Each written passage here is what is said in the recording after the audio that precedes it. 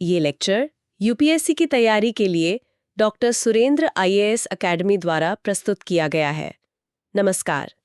आज हम धर्म दर्शन यानी फिलॉसफी ऑफ रिलीजन के कुछ बहुत ही बुनियादी कॉन्सेप्ट्स को समझने की कोशिश करेंगे। हमारे पास जो सामग्री है वो खास तौर पर सिविल सेवा के उम्मीदवारों के लिए मतलब एक एकेडमिक नजरिए से तैयार की गई है। अक्सर जब धर्म की बात होती है तो हम सीधे सीधे उसकी परिभाषाओं पर चले जाते हैं। हाँ, यही होता है। लेकिन आज हम एक अलग रास्ता लेंगे।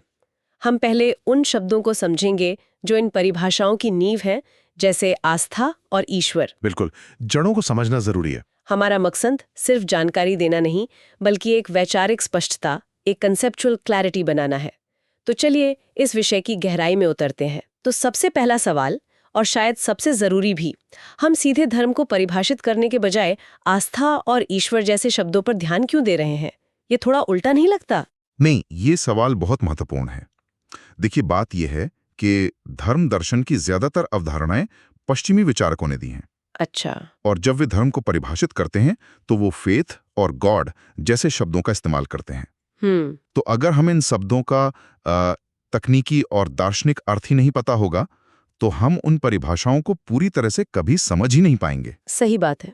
इसलिए इमारत बनाने से पहले नींव के पत्थरों को समझना जरूरी है। तो इसका मतलब ये हुआ कि धर्म और धर्म दर्शन ये दो अलग अलग चीजें हैं। इसे और सरल तरीके से कैसे समझा जा सकता है? बिल्कुल, ये बहुत जरूरी अंतर है। इसे दो उदाहरणों से समझ सकते हैं। जी। पहला, मान लीजिए धर्म एक कहानी की तरह है जो एक नैरेटिव बनाता है। जैसे कोई बड़े बच्चे को कहानी सुनाते हैं। ठीक है। और धर्म दर्शन उस बच्चे की तरह है जो कहानी पर सवाल पूछता है। वो पूछता है, एक मिनट, शेर और खरगोश एक साथ मीटिंग कैसे कर सकते हैं? हाँ। वो सवाल उस कहानी की तार्किक पड़ताल है। और दूसरा उदाहरण सिनेमा का है। अगर धर्म एक फिल्म है तो धर्म दर्शन उस फिल्म का क्रिटिक या समीक्षक है, जो उसके लॉजिक, कहानी और संदेश की समीक्षा करता है। बिल्कुल। और ये आलोचना या सवाल जवाब ही धर्म को समय के साथ विकसित होने और अधिक तार्किक बनने में मदद करते हैं। ठीक है, तो चलिए पहले प्रमुख शब्द को समझते हैं, आस्था यानी फेथ। जब हम कहते हैं कि धर्म आस्था पर आधारित है तो इस आस्था का असल मतलब क्या है? देखिए, आस्था को समझने के लिए हमें पहले विश्वास यानी बिलीफ को समझना होगा। विश्वास, ओके। ज्ञान की एक बहुत ही लोकप्रिय दार्शनिक परिभाषा है सत्य प्रमाण युक्त विश्वास, ट्रू जस्टिफाइड बिलीफ। जी। इसी विश्वास को 3 हिस्सों में बांटा जा सकता है और उन्हीं में से एक आस्था है। तो विश्वास के ये 3 प्रकार कौन कौन से हैं? पहला है बौद्धिक विश्वास, रैशनल बिलीफ। ये वो विश्वास है जिसे तर्क और प्रमाण से सिद्ध किया जा सकता है, जैसे सूर्य एक तारा है। तो ये तो असल में ज्ञान हो गया, नॉलेज। एकदम सही, ये ज्ञान है। दूसरा है अबौद्धिक विश्वास, इरैशनल बिलीफ। ठीक है। यह वो विश्वास है जिसे तर्क से खारिज या खंडित किया जा सकता है, जैसे ये मानना कि चेचक एक दैवीय बीमारी है। अच्छा। विज्ञान ने इसे गलत साबित कर दिया है, इसलिए यह अंधविश्वास है, सुपरस्टिशन। और तीसरा? यहीं पर आस्था की बात आती है ना? हाँ, तीसरा है निर्बौद्धिक विश्वास। निर्बौद्धिक? जी, ये वो विश्वास है जो तर्क के दायरे से परे है। इसे न तो तर्क से सिद्ध किया जा सकता है और न ही खारिज किया जा सकता है। बिल्कुल। जैसे किसी का ये अनुभव कि मंदिर जाने से मुझे शांति मिलती है।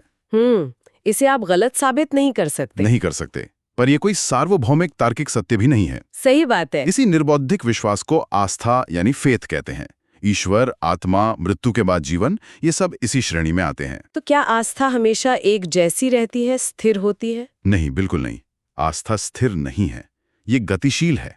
कैसे? जैसे जैसे विज्ञान और ज्ञान का दायरा बढ़ता है, बहुत सी चीजें जो पहले आस्था का विषय थीं, वे या तो ज्ञान बन जाती हैं या अंधविश्वास। हाँ, 2000 साल पहले आस्था का दायरा बहुत बड़ा था, जो आज विज्ञान की वजह से काफी सिकुड़ गया है। ये बहुत दिलचस्प है। चलिए अब दूसरे बड़े कॉन्सेप्ट पर आते हैं, ईश्वर यानी गॉड। जी। दार्शनिक दृष्टिकोण से ईश्वर का क्या अर्थ है? ये पूजा पाठ वाले ईश्वर से कैसे अलग है? दर्शन में ईश्वर को 3 मुख्य भूमिकाओं या अर्थों में समझा जाता है। 3 भूमिकाएं? पहला, सृष्टिकर्ता या कॉजल प्रिंसिपल, क्रिएटर या कॉजल प्रिंसिपल, मतलब वो सत्ता जिसने इस सृष्टि की रचना की, जो इस दुनिया का कारण है, कॉज है। ओके, जिसने सब कुछ बनाया।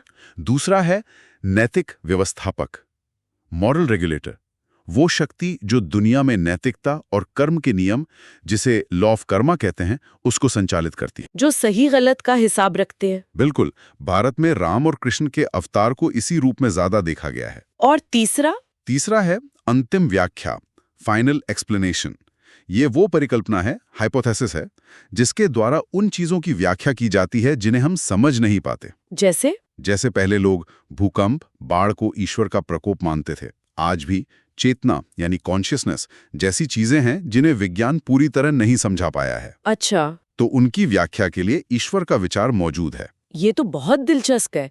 मतलब क्या साइंटिस्ट भी एक तरह से ईश्वर की बात कर सकते हैं? एक तरह से हाँ। जैसे वो गॉड पार्टिकल की बात करते हैं। आपने बिल्कुल सही पॉइंट पकड़ा है।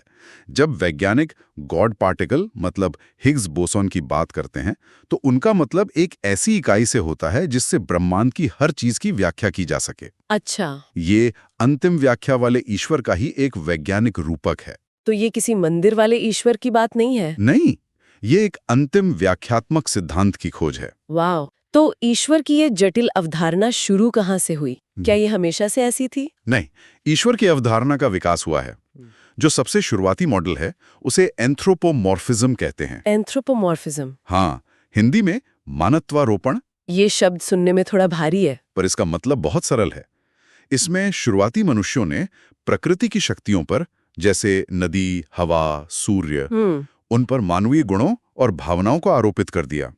क्रोध, प्रेम, ईर्ष्या। उन्हें लगा कि नदी में बाढ़ इसलिए आई क्योंकि नदी नाराज है। अच्छा, मतलब प्रकृति को इंसान की तरह देखना। बिल्कुल। और इसी से कई सारे देवताओं का विचार पैदा हुआ होगा। एकदम सही। इस सोच ने पॉलीथीज्म यानी बहुदेववाद को जन्म दिया। ओके। प्रकृति की हर शक्ति के लिए एक अलग देवता की कल्पना की गई, जैसे हवा के लिए, बारिश के लिए, आग के लिए। जैसे भारत में अग्नि, वरुण, मरुत। हाँ, और ग्रीस में अपोलो, ज़्यूस, ये सब इसके उदाहरण हैं।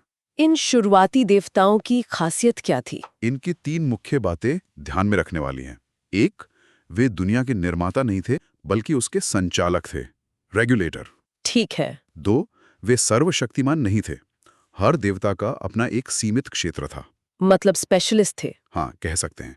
और 3, वे पूरी तरह नैतिक भी नहीं थे। उनमें मनुष्यों की तरह ही कमजोरियां और भावनाएं होती थी। अच्छा, ये ईश्वर की अवधारणा का पहला, सबसे आदिम मॉडल था। तो आज हमने धर्म दर्शन के कुछ बेहद जरूरी मतलब फाउंडेशनल कॉन्सेप्ट्स को समझा। हमने देखा कि धर्म एक कहानी है और धर्म दर्शन उसकी तार्किक समीक्षा है। और हमने विश्वास के 3 प्रकारों को जाना, बौद्धिक, अबौद्धिक और निर्बौद्धिक। और ये समझा कि आस्था असल में निर्बौद्धिक विश्वास है। बिल्कुल। फिर हमने ईश्वर के 3 दार्शनिक अर्थों को देखा, सृष्टिकर्ता के रूप में, नैतिक व्यवस्थापक के रूप में और एक अंतिम व्याख्या के रूप में। जी। और अंत में हमने ईश्वर की अवधारणा के शुरुआती विकास को समझा, जो मानवत्वारोपण से शुरू होकर बहुदेववाद तक पहुंचा। ये बहुत अच्छी समरी थी। इसे सार के रूप में याद रखने के लिए बस इतना समझें। ज्ञान वो है जो तर्क से सिद्ध हो, अंधविश्वास वो है जो तर्क से खारिज हो और आस्था वो है जो तर्क से परे हो। बिल्कुल। और ईश्वर की अवधारणा भी कोई एक स्थिर विचार नहीं है, बल्कि ये मानव चेतना के साथ विकसित हुई एक व्याख्यात्मक, नैतिक और कारणात्मक शक्ति की परिकल्पना है। आज की चर्चा हमें एक बहुत दिलचस्प सवाल पर छोड़ जाती है। अगर ईश्वर की शुरुआती अवधारणा प्राकृतिक शक्तियों के मानवीकरण से जुड़ी थी, जहां देवता भी इंसानों की तरह अपूर्ण थे, तो वो कौन सी सामाजिक और बौद्धिक जरूरतें थीं जिन्होंने इस विचार को एक सर्वशक्तिमान, सर्वज्ञ और पूर्ण रूप से नैतिक एकेश्वरवाद यानी मोनोथियज्म की तरफ मोड़ दिया? इस पर सोचिएगा जरूर।